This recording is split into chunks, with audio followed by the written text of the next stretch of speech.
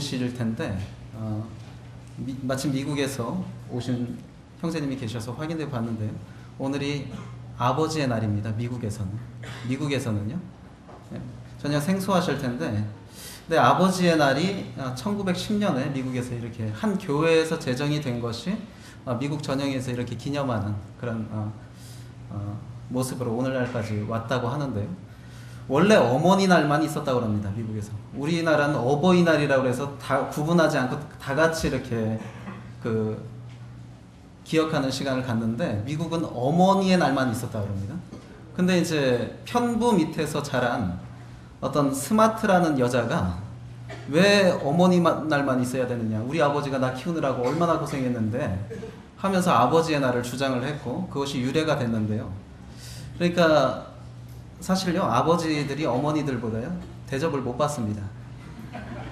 아니, 사실이 그렇습니다. 왜냐하면은 모든 것을 거론할 때 남자를 먼저 거론하죠. 그렇죠? 남녀 해서 남자를 먼저 거론하기 마련인데, 이상하게 부모의 문제는 애들이 엄마 아빠 그러지 아빠 엄마 그러지 않습니다. 그리고 실제로 통계적으로 보면요, 미국에서 2017년 어머니의 날 때는 미국 전역에서 230억 달러를 썼습니다. 근데 아버지의 날에는 150억 달러를 썼습니다. 그러니까 반 정도, 반에서 약간 더 쓴 거예요. 아버지의 날에는.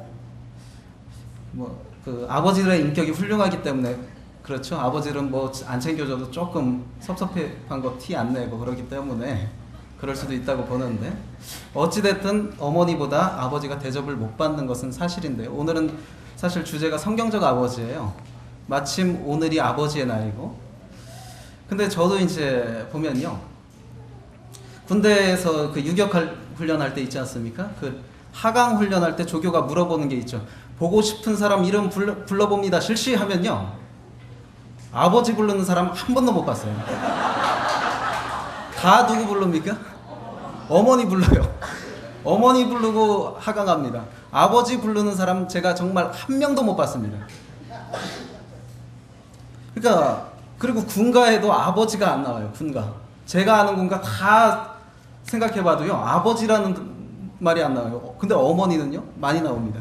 전우여 잘 잤느냐, 어젯밤 꿈속에서 어머님이 하신 말씀 귓가에 새롭구나 하면서 그거 부르면서 구보하고 그러는데, 아버지란 단어는 군가에서 찾아본 적이 없습니다. 이처럼 이제 아버지라는 이 존재가 세상에서 얼마만큼 소외되고 또 가려지고 있는가, 이렇게 생각을 해볼 수 있는데, 정말로 우리 자녀들에게 인식되고 있는 아버지의 모습, 세상에서는요, 돈 벌어주는 기계입니다. 그렇죠? 상당히 축소되어 있습니다. 그런데 제가 흥미로운 것을 찾아봤는데, 성경에서는 아버지가 많이 나올까요? 어머니가 많이 나올까요? 예, 아버지가 훨씬 많이 나옵니다. 군가에서는 아버지를 찾아볼 수 없는데 성경에서는 아버지가 훨씬 많이 나와요.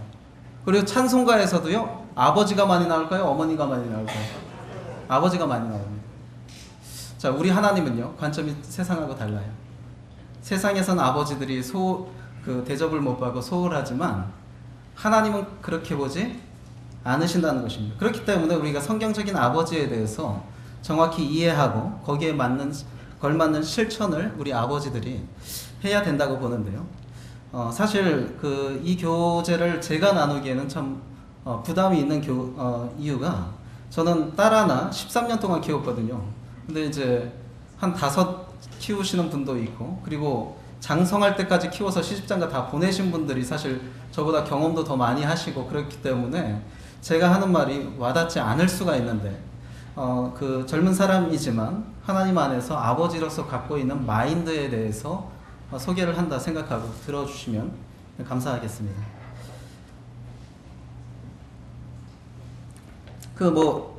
현대에 생긴 신조어 중에 기러기 아빠라는 게 있죠. 기러기 아빠.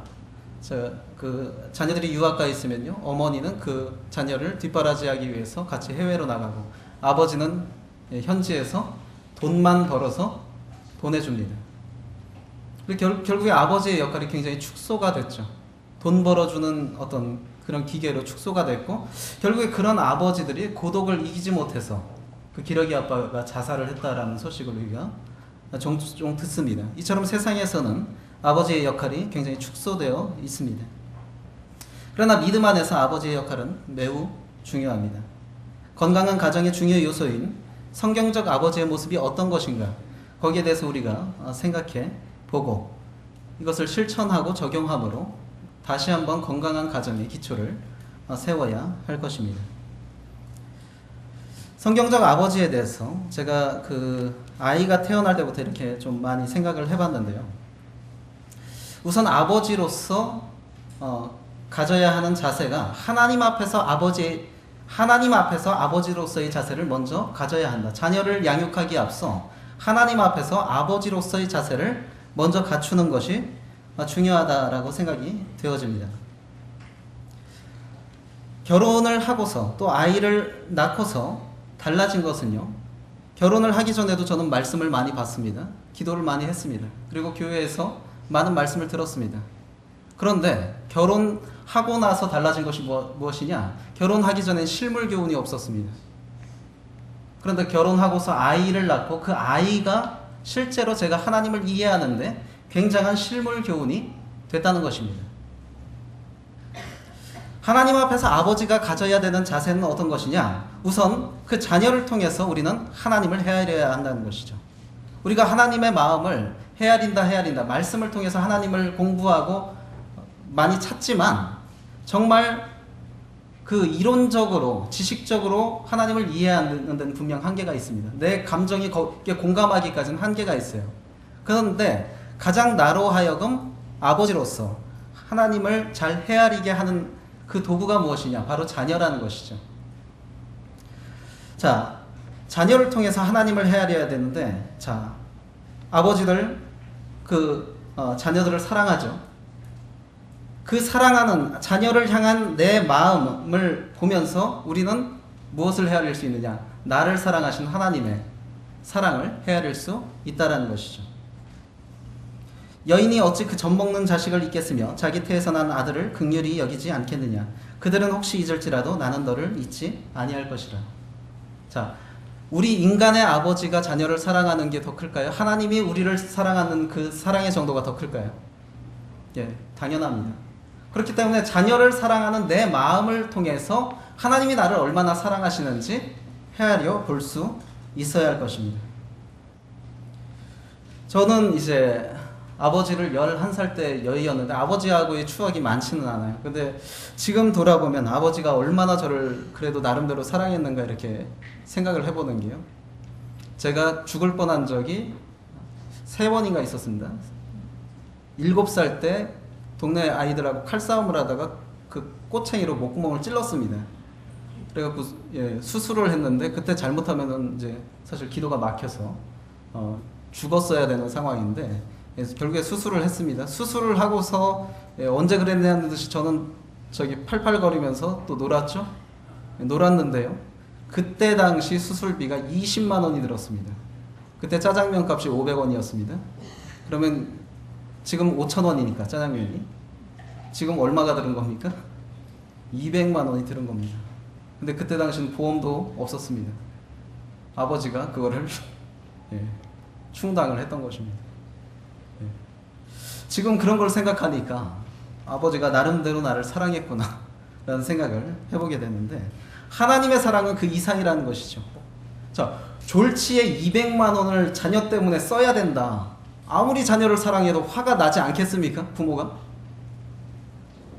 근데 하나님이 그럼에도 불구하고 자녀이기 때문에 그거를 하는 것이 아버지입니다.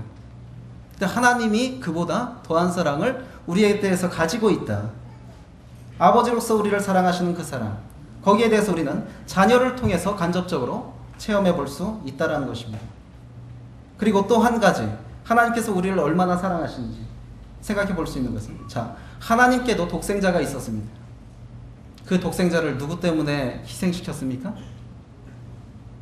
우리 같은 죄인들 때문에 그 독생자를 희생시켰잖아요. 자, 아무리 내가 좋은 일을 하려고 해도요, 내 자녀까지 죽여가면서 좋은 일을 할 수 있는 그런 인격자는 없습니다. 그런 사람은 없어요. 근데 하나님은 그렇게 하셨다는 것입니다. 저희 어머니가 일생 가운데서 가장 기뻐했던 때가요, 손녀가 태어나고서인데요. 손녀가 태어나고서 얼굴이 화색이 돌고 아주 밝아졌어요. 밝아졌는데 하루는 그런 말씀을 하시더라고요. 아브라함이 다시 보인다. 어떻게 이렇게 예쁜 것을 하나님께 번제로 바칠 생각을 했을까? 아브라함이 다시 보인다. 아들 보고는 그 소리 한 적이 없는데 손녀 보고는 그 소리를 하더라고요. 아들이 사람 노릇을 못해서 그런가? 네. 자, 우리가 생각해 보겠습니다. 그러면 아브라함은 아들을 하나님을 위해서 죽이려고 했는데 그것을 우리가 체험해 보면서 정말 대단하다 하지 않습니까? 근데 하나님은요, 아들을 죽이려고만 했습니까? 실제로 죽였어요. 실제로 죽이고 우리를 살리셨습니다. 그러면 그 사랑에 대해서 우리가 얼마나 감격해야 되는 것입니까? 그런데 자녀가 있기 전까지는 사실 거기에 대해서 크게 실감할 수가 없습니다. 저는 독생자를 죽이신 하나님의 심정을 가장 잘 헤아릴 수 있는 사람은 아브라함이라고 생각해요. 왜요? 아브라함은 그 직전까지 가본 사람이거든요. 자기 하나밖에 없는 독자 이삭을 죽이기 직전까지 가본 사람이기 때문에 하나님이 예수님을 독생자를 십자가에 못 박았을 때의 그 심정을 누구보다도 잘 헤아릴 수 있는 사람이 아브라함입니다. 자, 이처럼 자식은 하나님의 마음을 헤아리는데 중요한 실물 교훈이다라는 것이죠. 자녀를 통해서 우리는 우리를 향한 하나님의 사랑을 헤아릴 수 있고 또 우리의 연약으로 인해 아파하시고 괴로워하시는 아버지 하나님의 고통을 또 헤아려 볼 수 있습니다. 자녀들이 철이 없어서요. 아빠는 지금 내일 정말 중요하고 힘든 일이 있어서 골머리를 싸매고 있는데 자녀들이 아빠 이거 사줘. 아빠 지금 돈 없어. 그러면 계속 고를 부리죠. 누구는 이거 옆집에는 이것도 있고 옆집에는 이것도 있는데 왜 나는 그런 거 없어? 왜 나는 안 사줘? 내일 아빠는 정말 중요한 일이 있어서 그거 어떻게 될지 몰라서 지금 골머리를 싸매고 있는데 자식이 그런단 말입니다. 자, 그런데도요. 한편으로 무슨 생각이 저 철없는 놈 그런 생각이 들다가도 한쪽에선 뭐래요? 그래도 그 자식이 원하는 거 사주지 못하는 게 마음이 아픈 게 부모지 않습니까? 근데요, 하나님이요, 지구 반대편을 보면서 여전히 복음을 듣지 못해서 하루에 20만 명씩 그리스도를 모른 채 영원한 멸망으로 떨어지는 그 영혼들을 지구 반대편에서 바라보면서 하나님이 피눈물을 흘리고 계세요. 근데 지금 우리 사회에서는요, 믿는 성도들이 하나님께 어떤 기도를 하고 있습니까? 이것 좀 주세요. 저것 좀 주세요. 이거 왜 안 해주세요? 이거 안 해줘서 저희 힘들어요. 이런 기도 하고 있잖아요. 자, 그런 기도를 하나님께서 들었을 때에 얼마나 하나님께서 어이구 철딱선이 없는 것들 그런 생각이 들겠어요. 지구 반대편을 하나님은 동시에 바라보고 계시잖아요. 예? 그런데 우리가 요구하는 사사로운 불평 그걸 들으면서 하나님께서 얼마나 철딱선이 없게 여기시겠는가, 얼마나 괴로워하시겠습니까? 그러면서도 하나님께서 우리가 요구하는 기도하는 거 들어주셨습니까? 안 들어주셨습니까? 네, 들어주셨잖아요. 그렇죠? 비록 철딱선이 없는 요구이지만 자식이 원하는 거 주기 싫어하는 부모가 없기 때문에 하나님은 그 이상의 사랑을 가지고 있기 때문에 주시는 분이 우리 아버지 하나님이십니다. 그렇기 때문에 우리는 아버지로서 자식을 키워보면서 이 자식이란 실물 교훈을 통해서 우리를 돌보시는 아버지 하나님을 더욱 신뢰해야 합니다. 너희 중에 누가 아들이 떡을 달라 하는데 돌을 주며 생선을 달라 하는데 뱀을 줄 사람이 있겠느냐? 너희가 악한 자라도 좋은 것으로 자식에게 줄 알거든 하물며 하늘에 계신 너희 아버지께서 구하는 자에게 좋은 것으로 주시지 않겠느냐? 악한 자라도 자식이 요구하는 거 들어주고 싶지 않은 부모 없습니다. 거절하고 싶은 아버지 없습니다. 할 수 있는 대로 들어주고 싶은 것이 아버지의 마음입니다. 그렇다면 하나님은 오죽하시겠는가? 우리를 향한 하나님의 마음은 오죽하시겠는가 하는 것입니다. 그래서 자식을 향한 나의 사랑을 보면서 우리는 누구를 더 신뢰할 수 있습니까? 그 이상이신, 그 이상의 사랑을 나를 향해 지니고 계신 하나님을 더 신뢰할 수 있는 것이죠. 내가 내 자식을 위해서라도 목숨 바칠 각오가 돼 있는데, 내 자식이 잘 되는 일이라면 무엇이든지 할 자신이 있는데 하나님은 그 이상의 마음을 갖고 있지 않겠느냐? 우리가 잘못되는 것을 그냥 놔두겠는가 하는 그런 신뢰를 더 가질 수 있다는 것입니다. 그래서 자식을 통해서 우리는 하나님을 헤아려야 합니다. 이것이 아버지로서 하나님 앞에서 가져야 하는 자세가 아닌가 생각이 되고요. 두 번째로는 자녀에 대한 청지기직에 충실해야 한다.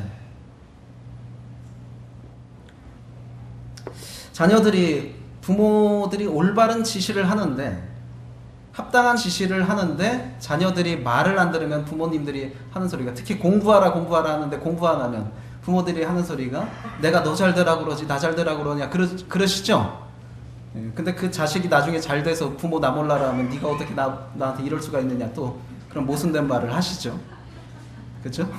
분명히 자식 잘 되라고 해놓고서 나중에 부모 나 몰라라 하면 네가 어떻게 나한테 이럴 수가 있느냐 그럽니다. 근데 내가 너 잘 되라고 그러지 나 잘 되라고 하느냐, 이 말은 그리스도인들이 조금 생각해 봐야 되는 말입니다. 자녀를 훈계할 때, 정당한 지시를 따르지 않을 때 그리스도인은 그렇게 말하는 것이 아니라 너는 하나님의 것이다. 아빠는 너를 하나님 앞에서 올바로 양육해서 합당한 사람으로 하나님께 돌려드릴 책임이 있다. 그것이 잘못되면 아빠가 하나님 앞에서 책망받아야 합니다. 이렇게 말하는 것이 더 정확한 것이 아닌가 생각이 됩니다. 내가 너 잘 되라고 그러지 나 잘 되라고 하느냐, 벌써부터 인본주의 신앙 사상을 아이한테 주입시키는 거예요. 아, 나를 위해서 사는 거구나, 이 인생은 나를 위해서 사는 거구나 하면서 인본주의 신앙을 벌써 주입하는 말입니다. 그 말이. 그래서 우리는 좀 말을 바꿔야 됩니다. 왜? 자녀에 대한 소유권은 누구에게 있어요? 하나님께 있는 것입니다. 내 것이 아니에요. 내가 낳은 자녀는 내 것이 아니라 하나님께서 잠깐 나한테 맡겨놓은 것입니다. 잘 키워서 나한테 돌려주라고. 그래서 자녀에 대한 하나님의 소유권을 기억하고 인정해야 합니다. 다윗은 시편에서 내가 날 때부터 주께 맡긴 바 되었고 모태에서 나올 때부터 주는 나의 하나님이 되셨나이다. 우리가 낳는 아기는 다 누구의 것입니까? 하나님의 것입니다. 그 부모의 소유가 아닙니다. 그렇기 때문에 자녀를 학대해서는 안 됩니다. 부모 승질나는 대로, 아버지 화나는 대로 자녀를 쥐어받고 그렇게 해서는 안 돼요. 그 아이가 누구의 것입니까? 하나님의 것이에요. 반면에 또 하나의 극단으로 가서 우상시해도 안 되는 것입니다. 우상시한다는 것은 나의 소유라고 생각을 하기 때문에 우상화시키는 것입니다. 그렇죠? 자녀가 우상이 되어서는 안 됩니다. 자녀에 대한 하나님의 소유권을 기억하고 인정해야 합니다. 아버지의 역할은 무엇입니까? 그 자녀에 대해서 그 자녀의 소유권을 주장하는 것이 아니라 한 영혼을 온전히 세우고자 하시는 하나님의 동역자임을 기억해야 합니다. 내게 주신 아이는 하나님의 것입니다. 이 아이를 하나님께서 올바로 키우셔야 되는데 그 일에 아버지는 동역자일 뿐입니다. 모든 것의 소유권은 하나님께 있습니다. 또한 아버지의 뜻이 아닌 하나님의 바라시는 모습으로 자녀를 양육해야 합니다.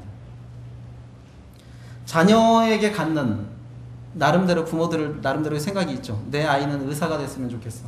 내 아이는 검사가 됐으면 좋겠어. 나름대로의 생각이 다 있습니다. 생각만으로 우리는 그쳐야 됩니다. 그 아이에게 바라시는 하나님의 뜻이 무엇인지 그거를 찾는 것이 부모입니다. 그렇기 때문에 아이가 어떤 재능을 가졌는가 그것도 살펴야 되고, 왜? 하나님이 얘를 어떻게 키우기를 원하시는지 고민해야 되기 때문에 그 아이가 어떤 재능이 있는가, 어떤 것에 소질이 있는가, 어떤 것을 좋아하는가, 이런 부분을 살펴서 거기에 맞게 양육을 하는 것이 하나님의 뜻대로 양육을 하는 것이라 생각이 됩니다. 근데 대부분의 부모들이 어떤 보상 심리가 있죠. 그래서 부모가, 아버지가 특히 의사가 되길 원했는데 못했어요. 그러면 어때요?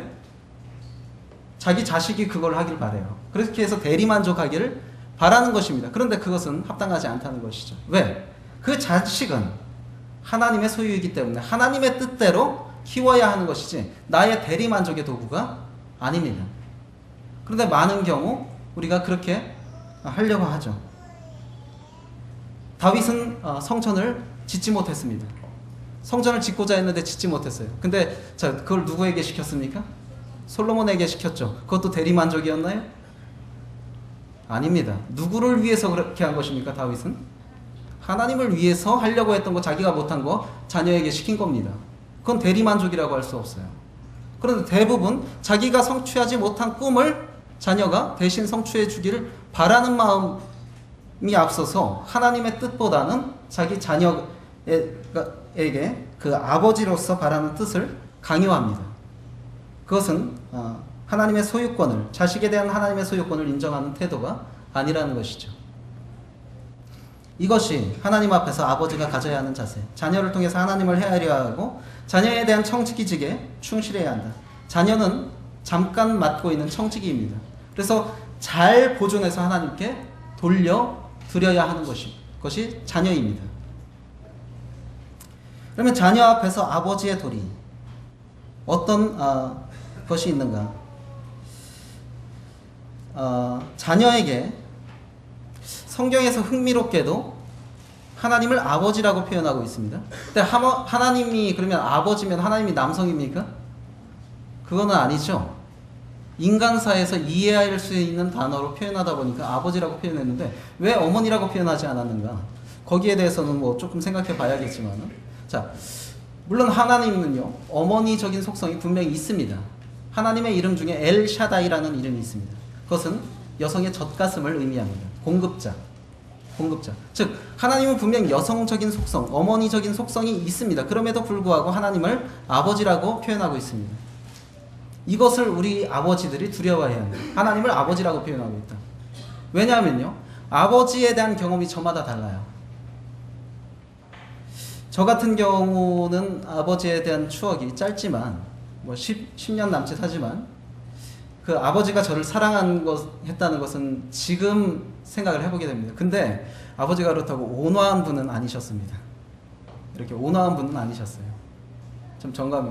근데 제가 이제 대학교 가서 그 장로 여제님 댁에서 한 석 달을 머물렀는데, 그 장로 여제님께서 집을 개방하셔서 저를 이렇게 데리고 있었는데, 그 집은요 방이 2칸이었습니다. 그러니까 그 중에 한 칸을 저한테 주신 것이고, 예, 정말 찢어지게 가난한 집이었습니다. 그 장로 여제님 댁은.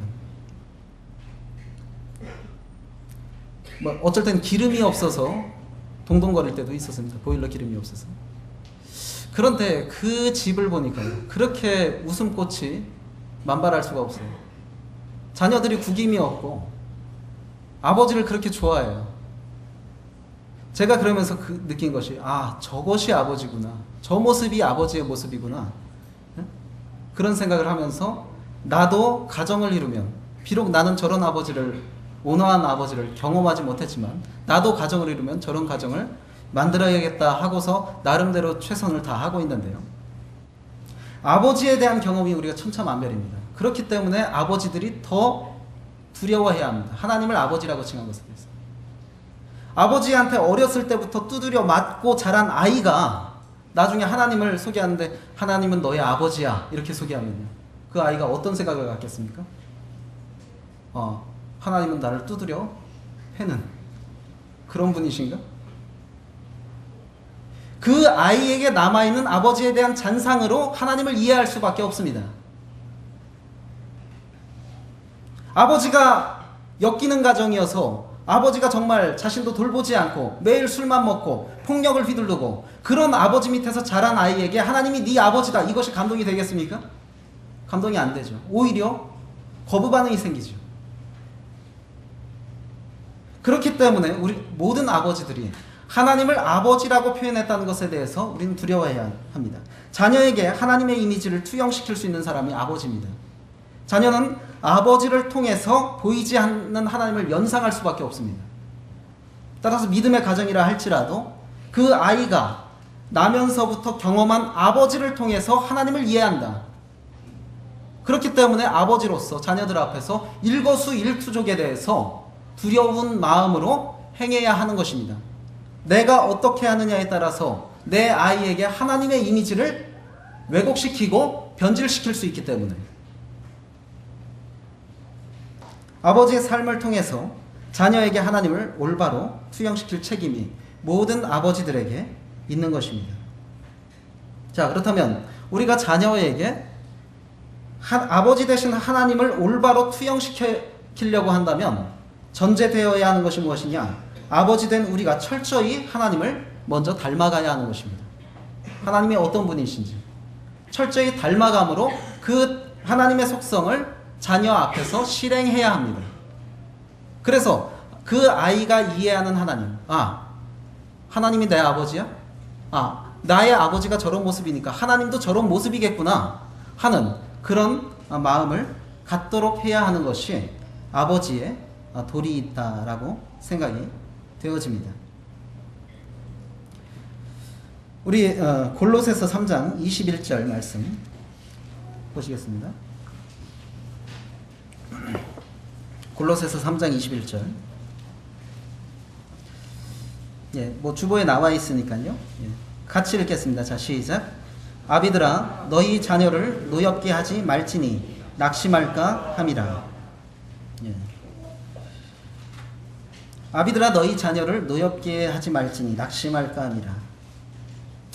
성경에서는 양친 부모에게 명령하는 명령이 있는데 특별히 아비들에게 명령한 것이 있습니다. 그것이 무엇이냐? 너희 자녀를 노엽게 하지 말아라.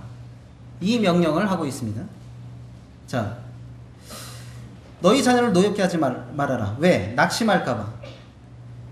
이 낙심이란 단어는 의기소침하다, 기가 죽다, 의욕을 잃다 이런 의미가 있는 단어인데 어떤 아들이요 이제 침례받고 오늘도 침례받은 그 학생들이 처음 감사를 참여한 친구들이 있는데 침례받고 큰 맘 먹고 감사를 참여를 했습니다. 큰 맘 먹고 감사를 참여했는데 예배가 끝나고 아버지의 질타가 쏟아졌습니다. 감사를 그거밖에 못하느냐고, 내용도 엉망이고. 자, 그 아이 다시는 감사했다 안 했다? 안 했다. 사실 아버지들이, 어머니보다는요 아버지들이 자녀를 노엽게 할 상황이 많습니다. 어머니는 많은 경우 자녀의 허물을 가려주려고 하죠. 그렇죠? 아버지 앞에서조차 가려주려고 합니다.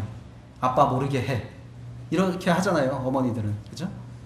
근데 아버지들은 그렇지 않죠. 허물을 가려주는 게 아니라 하여튼 발각이 되면 바로 제재가 들어갑니다. 이것이 아버지들의 보편적인 속성인데, 그러다 보니까 자녀를 노엽게 할 가능성이 많습니다. 그런데 그러한 때에 우리는 주의해야 되는 것이 적절한 질책을 하지 말라는 것이 아니라 아버지로서의 권위를 남용하지 않아야 합니다. 아버지의 권위로서의 권위. 아버지 말이니까 무조건 따라. 아버지 말이니까 어떤 항변도 하지 마. 이것은 아니다라는 것이죠. 자기 꾀에 자기가 넘어가는 아버지들도 있잖아요. 자녀에겐 이거 하지 말라고 해놓고 자기가 그걸 하다가 자녀들이 아빠 그거 하지 말래며, 그런 경우 있잖아요. 그렇죠? 그런 때에 보통 아버지들이 뭐라고 합니까? 어디 아빠한테 그러죠? 그거는 자녀를 노엽게 하는 것입니다. 잘못했으면 자녀한테도 사과하면 된다고 생각하거든요, 저는. 사과하는 게 자기의 허물을 인정하고 자기의 연약을 인정하고 자기의 틈을 보이는 거라고 생각할 수 있는데, 사과하는 것은 부끄러운 것이 아닙니다. 자녀에게조차 아빠가 실수했다, 아빠가 잘못했다, 사과하는 것은 잘못된 것이 아니고 부끄러운 것도 아닙니다. 오히려 죄인이 가장 아름다워질 수 있는 방법이 사과입니다. 자, 명백한 잘못에 대해서 아버지가 자녀 앞에서 잘못을 인정하지 않는다. 그 아이는 회개의 연습을 망치는 것입니다. 하나님 앞에서. 그리스도인 아버지로서 자녀에게 회개의 연습을 시켜야 되는데, 아버지 스스로조차 자기의 명백한 잘못을 자녀 앞에서 인정하지 않는데 그것을 바라보는 자녀가 하나님 앞에서 회개의 연습을 할 수 있겠습니까? 회개의 훈련이 되겠어요? 안 되는 거예요. 욥은 자녀들의 회개의 연습을 시켰어요. 잔치가 끝날 때마다 다 불러서 회개의 제사를 드렸죠. 회개의 제사를 시켜야 하는 사람이 그리스도인 아버지인데, 자기 잘못도 인정하지 않는 그 사람이 자녀에게 회개의 연습을 요구할 수 있는가 하는 것이죠. 그래서 아버지의 권위를 남용하지 않아야 하고, 과도한 엄격함으로 자녀를 대하지 않아야 합니다. 정말 어떤 아버지 보면 숨 막힐 정도로 아이를 간섭하는 경우가 있죠. 이거 안 되고 이거 안 되고 이거 안 되고 예. 뭐 적절한 게 필요하다고 생각합니다. 너무 방임하는 것도 문제라고 생각하지만 예. 과도한 엄격함도 자녀에게 좋지 않다. 그리고 무엇보다도 하나님 앞에서 한 인격으로 자녀를 대해야 한다. 자녀는 내 말대로만 따라야 되는 로봇가 아니라 한 인격이라는 것이죠. 하나님 앞에서 내 것이 분명히 아니라 하나님의 것이에요.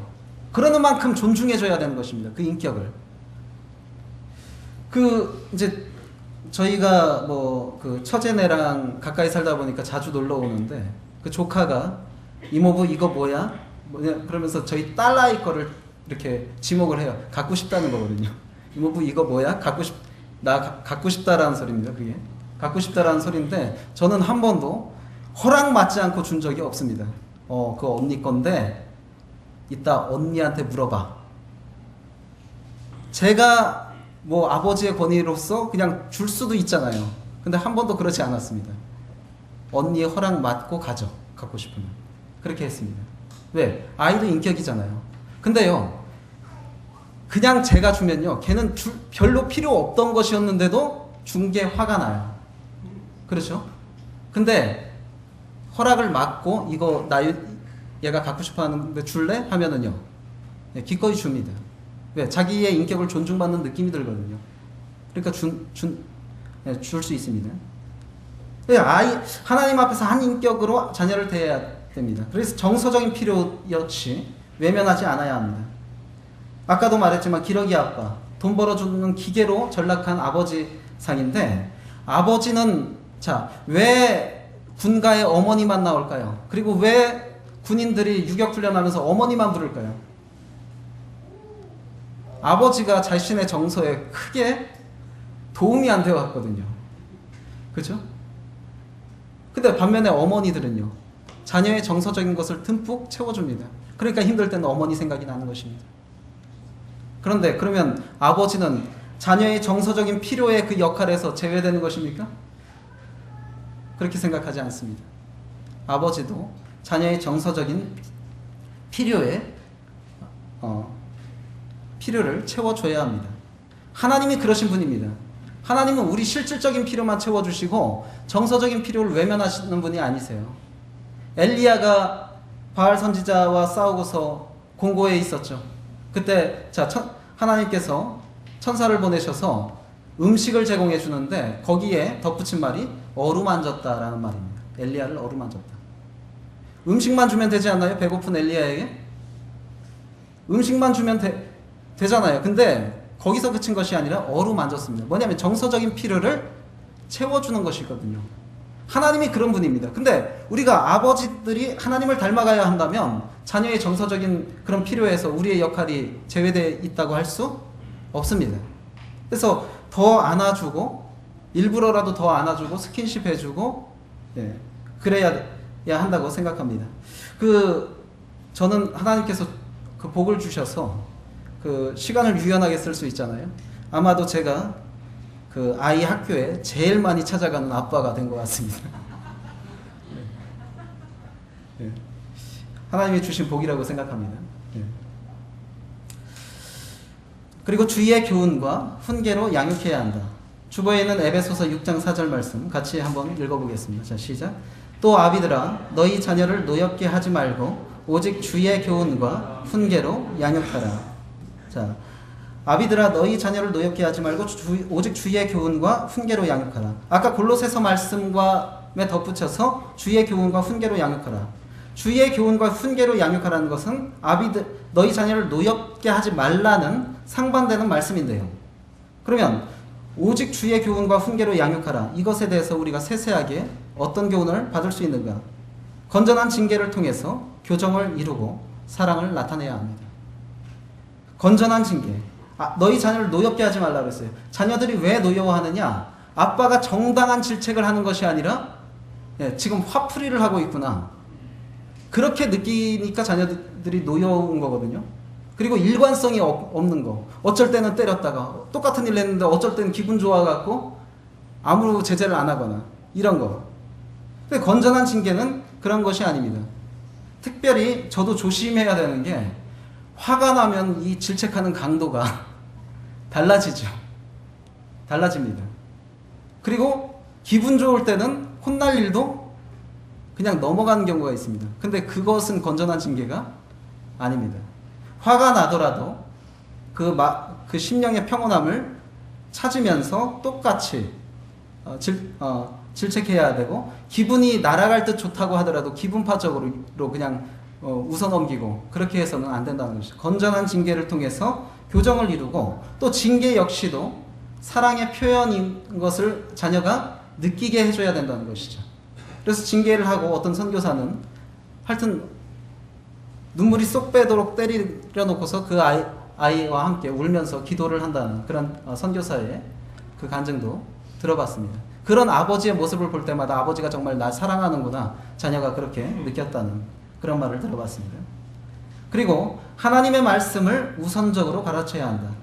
잠언 22장 6절에 마땅히 행할 길을 아이에게 가르치라. 그리하면 늙어도 그것을 떠나지 아니하리라. 마땅히 행할 길을 아이에게 가르치라 그랬는데 자녀들에게 뭐 가르치고 있습니까? 피아노, 그림, 영어 이런 데 보내느라 시간과 돈을 들이죠.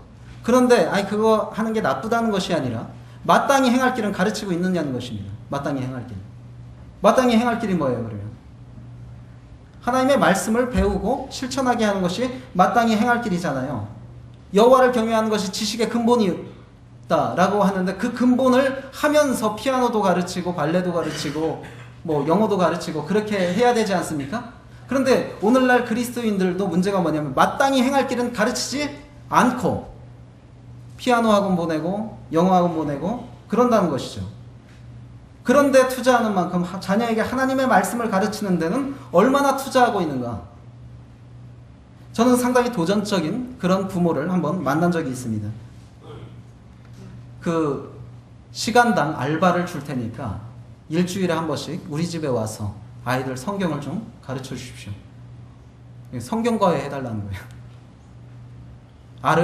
알바비를 줄 테니까 성경과외를 우리 아이들에게 좀 해달라. 그런 부모가 있었습니다. 자, 그런데요, 다른 건 몰라도 사실은 우리가 그런 마음이 있어야 되지 않습니까?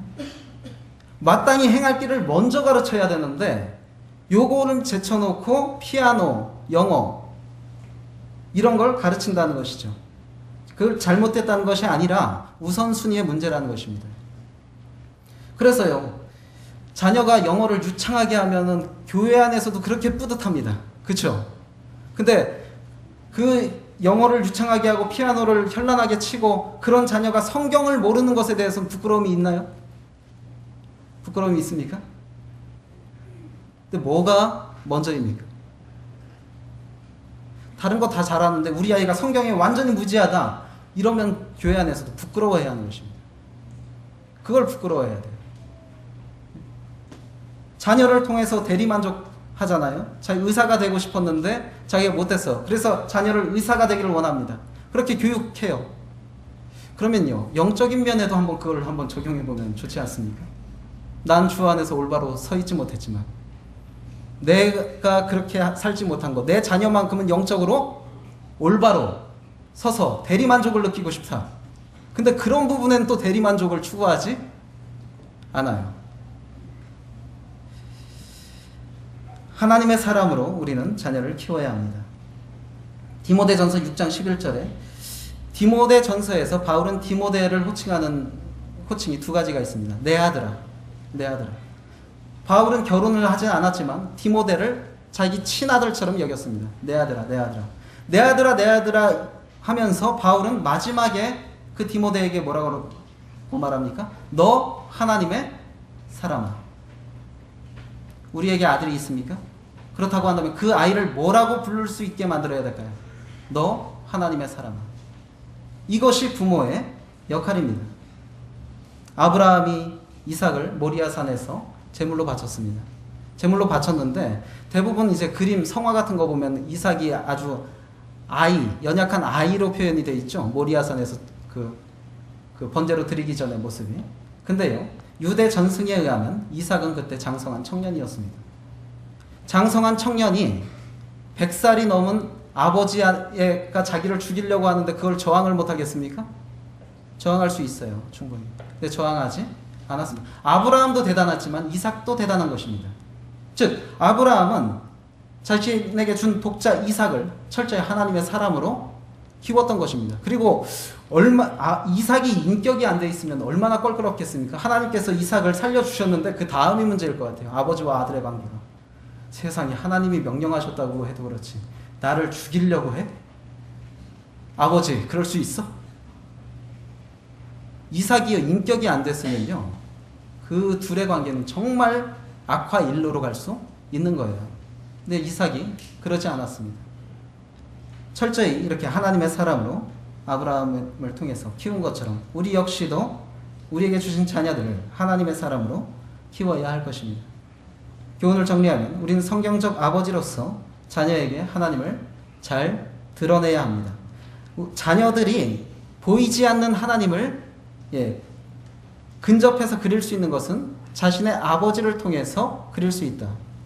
그렇기 때문에 우리는 최대한 하나님의 모습을 닮아서 올바른 하나님의 모습을 자녀들에게 투영시켜야 할 것입니다. 그리고 또 두 번째로 한 영혼을 온전하게 세우고자 하시는 하나님 앞에서 우리는 책임감을 가져야 합니다. 하나님이 그 자녀에게 목적하신 바가 있습니다. 내 뜻대로 키우는 것이 아닙니다. 거기에 나는 동역할 뿐인데 모든 아버지가 근데 전도라는 거요. 사실 잘 생각해 보면 전도가 왜 필요하게 됐는가? 아담 때부터 모든 아버지가 자기 자녀 신앙적으로 잘 양육했으면 전도가 필요할까요, 지금? 아담 때부터 모든 아버지들이 자기 자녀 하나님의 사람으로 잘 키웠으면 전도가 지금 필요가 없는 거예요, 사실. 모든 것이 다 가정 안에서 해결이 됐지 않겠습니까? 전도가 필요한 상황이 됐다. 결국에 자녀들을 교육을 제대로 못 시켰기 때문에 불신자들이 생겨난 것이고 이 불신자들에게 전도해야 될 상황이 된 것입니다. 내 아이를 세상 가운데 구도자로 내보내겠습니까? 전도자로 내보내겠습니까? 거기에 대해서 우리는 책임감을 가져야 할 것입니다. 그리고 마지막으로 세상에서 왜곡되어 있는 아버지상 이것을 누가 회복시켜야 하는가? 그리스도인 아버지들이 회복시켜야 합니다.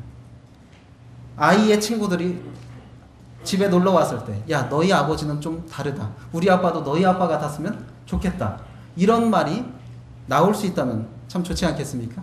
그것이 또 하나의 보이지 않는 무언의 전도가 되지 않겠습니까? 그렇게 해서 우리가 또 세상을 또 한 번 정화하는 데 기여할 수 있을 거라고 보여집니다. 잠시 기도하시겠습니다.